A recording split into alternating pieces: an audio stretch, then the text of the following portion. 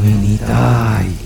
কিন্তু আমি অবাক হয়ে ভাবতে থাকলাম, একটা মানুষ ওই দোতলার সমান উপরে হাওয়ায় ভেসে আছে কি করে।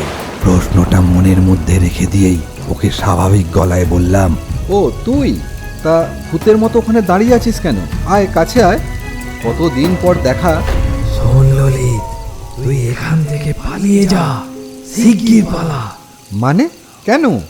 ললিত, তুই এদের ফাঁদে পড়েছিস।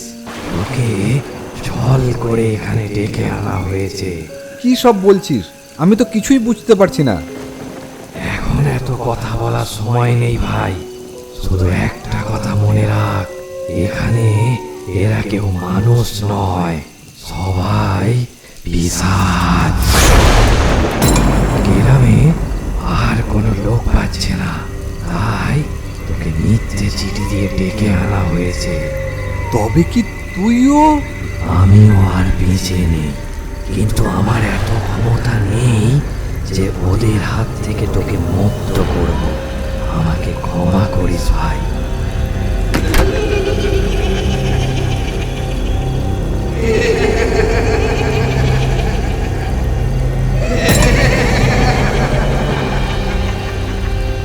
নিতাই, বাঁচা আমাকে ভাই!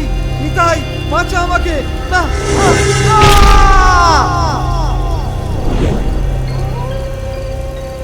তারপর বিমল বাবু, বিশ্বাস আর অবিশ্বাসের মধ্যে খুব সূক্ষ্ম একটা আস্তরণ আছে। আপনি নিজের চোখে দেখেননি বলে এখনো এই অবিশ্বাসের মায়ায় জড়িয়ে আছেন। খুব শীঘ্রই আপনিও বিশ্বাস করতে শুরু করবেন।